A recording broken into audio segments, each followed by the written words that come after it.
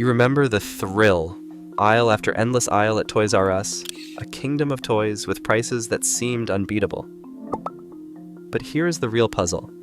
How did a company turning billions every holiday actually make money and still end in bankruptcy? The secret was not low prices, but a hidden profit machine fueled by vendor payments, long leases, and a risky holiday rush, revealing a business model few shoppers ever imagined. How did each family's cart unlock fortune, and why did it all collapse?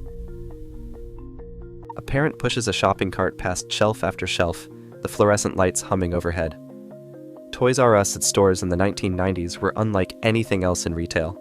Sprawling, windowless warehouses between 40,000 and 60,000 square feet, each one packed with up to 10,000 different toys. While most department stores offered a single toy aisle, Toys R Us became a destination, built for maximum choice and relentless efficiency. Managers walked the racetrack layout, monitoring traffic flow and end cap displays, while kids zigzagged between towering stacks of board games and action figures. These giant stores did not just look impressive, they were designed to dominate. By the late 1990s, there were more than 1,500 Toys R Us locations worldwide, with over 700 in the United States alone. In major cities, the company opened multiple stores within miles of each other, saturating suburbs and locking out competitors with sheer presence and inventory depth. Each successful store could pull in $6 million to $10 million in annual sales, numbers that rivaled some car dealerships and that demonstrated the scale. Behind the scenes, the real estate strategy quietly shifted. Early on, Toys R Us owned much of its property. But as the chain expanded, it began signing 15-year to 20-year leases, trading ownership for flexibility and rapid growth.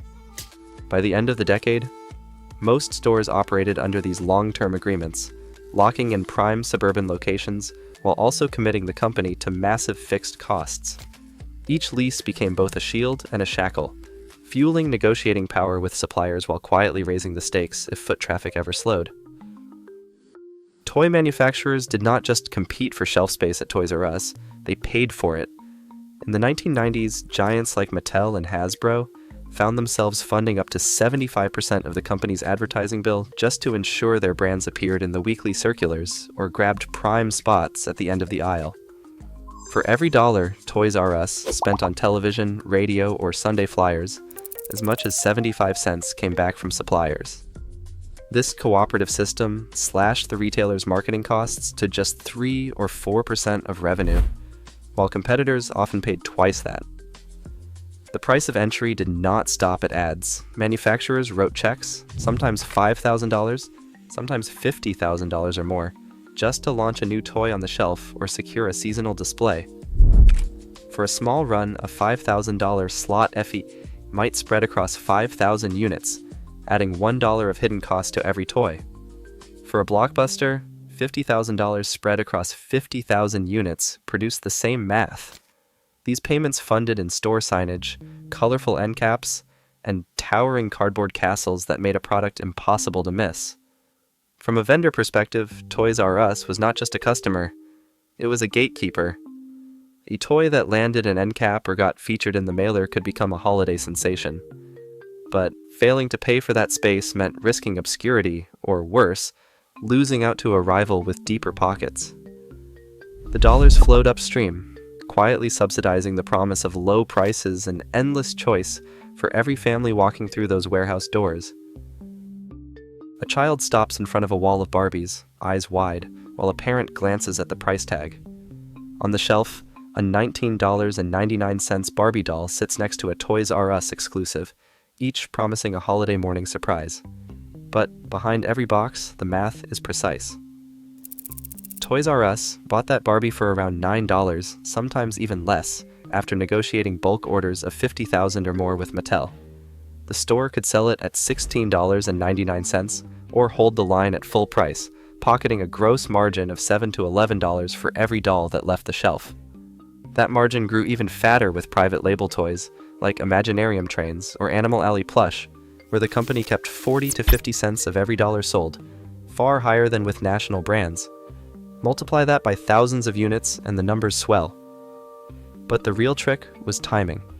Most holiday inventory arrived in August and September, stacked high in regional warehouses, but Toys R Us did not have to pay suppliers right away. Vendor terms stretched 60 to 90 days, meaning the company could sell through much of its holiday stock before a single invoice came due. In peak years, nearly $2 billion of inventory sat on the books, financed not by banks but by manufacturers eager for access to those aisles. The cash flood crested in November and December, when 40 to 45% of annual revenue poured in during just 8 weeks. Payroll doubled as 30,000 seasonal workers joined the floor, but the math still worked. The ledger balanced on a razor's edge. If the holiday surge landed, the company finished the year flush. If not, the bills still came due, with no margin for error. A new parent stands in the Babies R Us aisle, scanning a registry barcode while their toddler tugs at a display of strollers. Across the store, a teenager eyes the glass case of video game consoles, hoping for the newest PlayStation or Nintendo 64.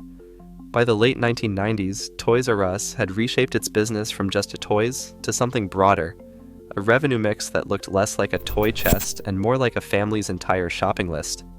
Babies R Us, launched in 1996, took the company warehouse formula and applied it to baby gear, diapers, and formula, products that parents needed all year, not just during the holidays. With over 200 stores and $2 billion in annual sales, baby products soon made up 15 to 20% of company revenue. Margins were strong, often 35 to 45%, thanks to essentials like car seats and bottles that did not go on clearance in January. The baby registry program locked in new parents for months, sometimes years, as they returned for everything from cribs to wipes. Each registry scan was a future sale, smoothing out the wild swings that came with the holiday toy rush. Meanwhile, video games and electronics were quickly becoming another pillar.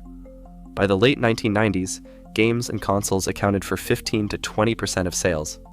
Console launches brought crowds and big-ticket receipts: PlayStation in 1995, Nintendo 64 in 1996, Dreamcast in 1999. Games sold at $39.99 to $59.99, with healthy margins and accessories that quietly padded the bottom line. On the ledger, the mix was clear: 60 to 65% toys, 15 to 20% baby, and 15 to 20% games and electronics. Diversification gave Toys R Us a fighting chance to keep families coming back, even as the retail landscape started to shift. The numbers tell a story that shelves and aisles could never hide. In 2005, Toys R Us was taken private in a leveraged buyout, saddled with $5 billion in new debt. Each year, the company owed $400 million just to service that debt, interest, and principal payments that never bought a single toy, never built a new store, never paid a cashier. Spread across 1,500 stores, that meant every location had to cover an extra $267,000 per year before a penny of profit could be counted. Take a typical store with $8 million in annual sales. After paying suppliers, covering payroll, rent, and utilities, the books might show $400,000 to $600,000 in operating profit, a healthy return in the old days. But now, subtract the new debt burden. Suddenly, that profit shrinks to $133,000, maybe $373,000 before taxes.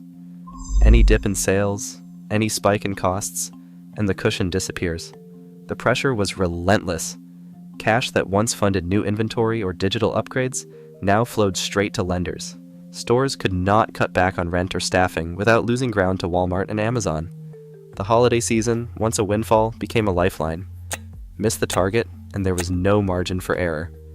By September 2017, with no way to refinance and no room to maneuver, Toys R Us filed for Chapter 11 bankruptcy.